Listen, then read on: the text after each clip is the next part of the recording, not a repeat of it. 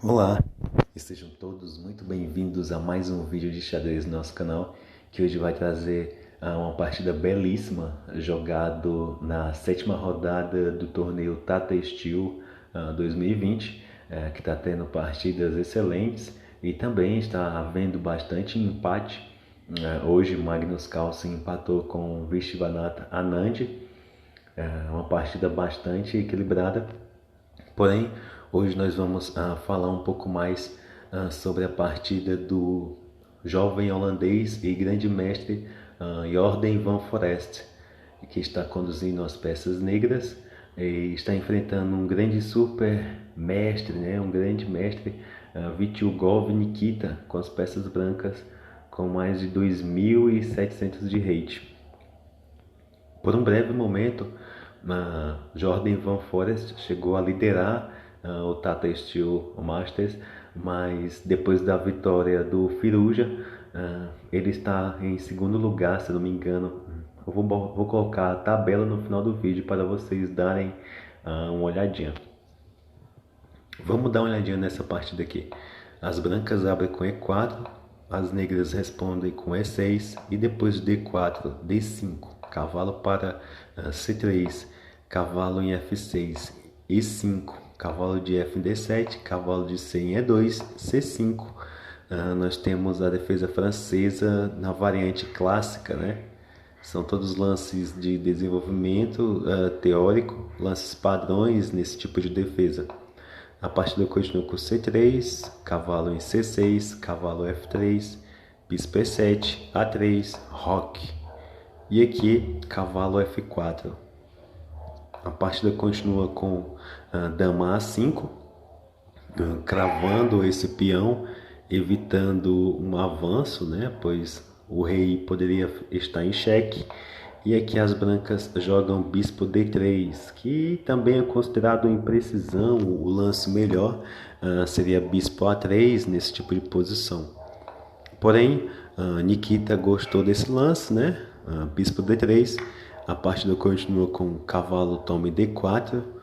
E perceba que o peão de C não pode tomar o cavalo, ele está cravado.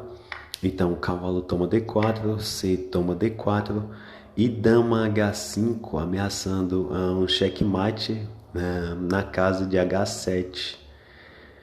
Então, o Jordan van Foreest joga F5, protegido pela torre e pelo peão de E, evitando esse tema de checkmate.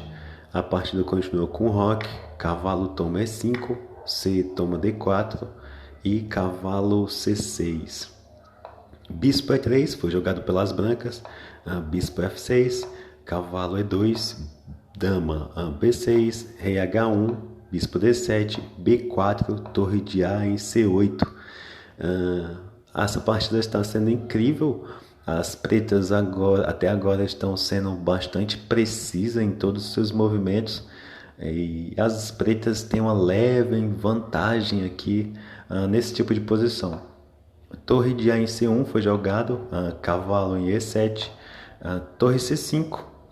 E aqui nós temos torre toma C5, D toma C5, dama C6, cavalo D4, atacando a dama vai para A4, torre de A1, torre em A1, e aqui nós temos o lance bispo E8.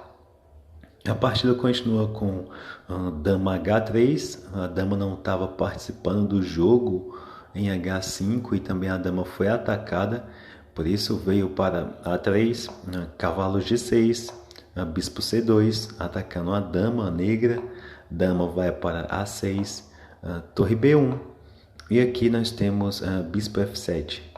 A partida continua com F4, dama C4, bispo B3, atacando a dama C3, torre D1, e aqui nós temos mais trocas.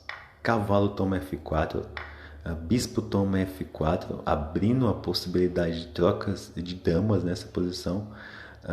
Bispo toma D4, dama toma C3 e bispo toma dama em C3. Nós estamos... a partida está sendo encaminhada para um final. Então, As brancas vão melhorando suas peças e atacando a torre com o lance bispo D6, torre em C8, B5, bispo B2, A4, bispo A3, A5 e bispo toma C5 e torre em C1, cravando o bispo. O bispo está sendo ameaçado duas vezes. As negras jogam B6 e aqui o lance G4. Esse lance eu demorei um tempo para entender esse lance.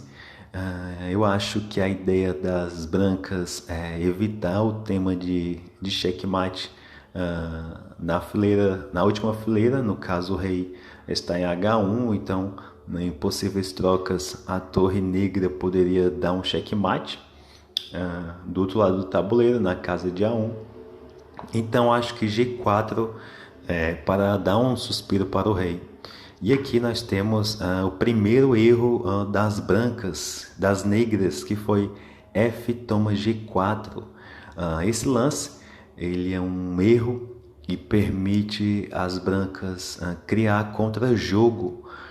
Aqui simplesmente D4 seria o lance melhor nessa posição, avançando com um de seus muitos peões passados. Perceba que as pretas têm muito peões, então esse seria o lance na posição.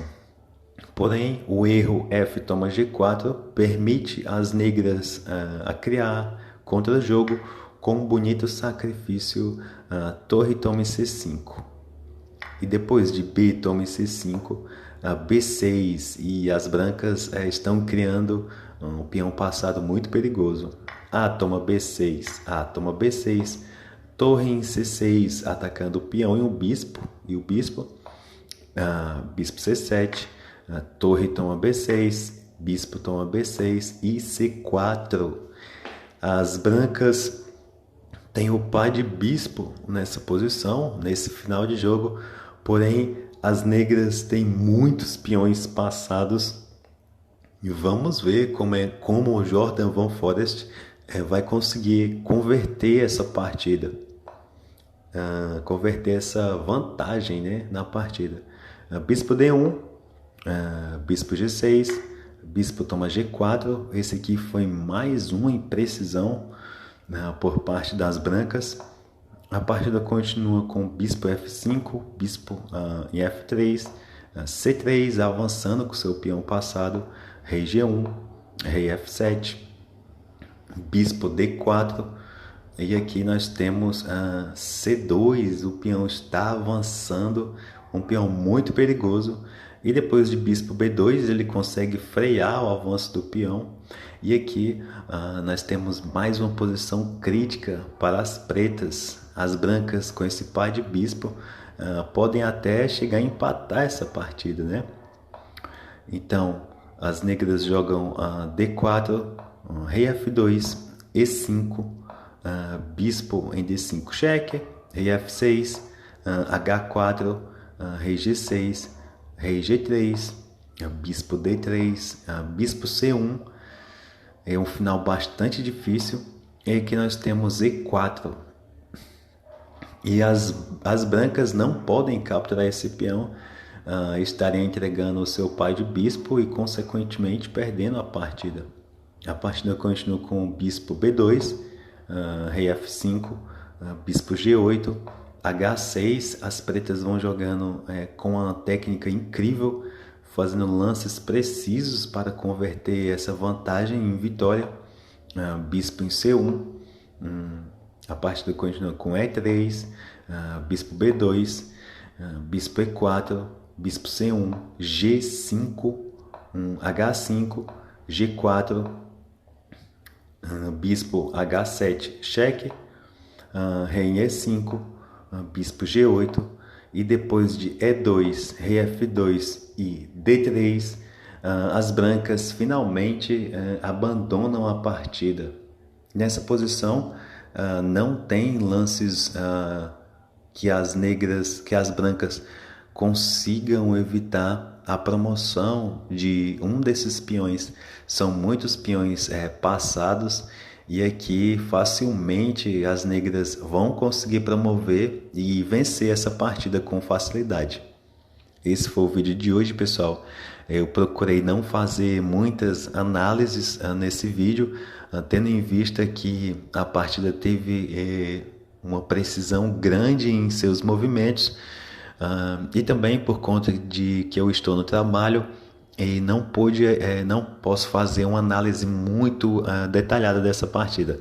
Mas o que eu trouxe para vocês foi essa partida incrível com os seus 6 peões passados em cima do rei branco.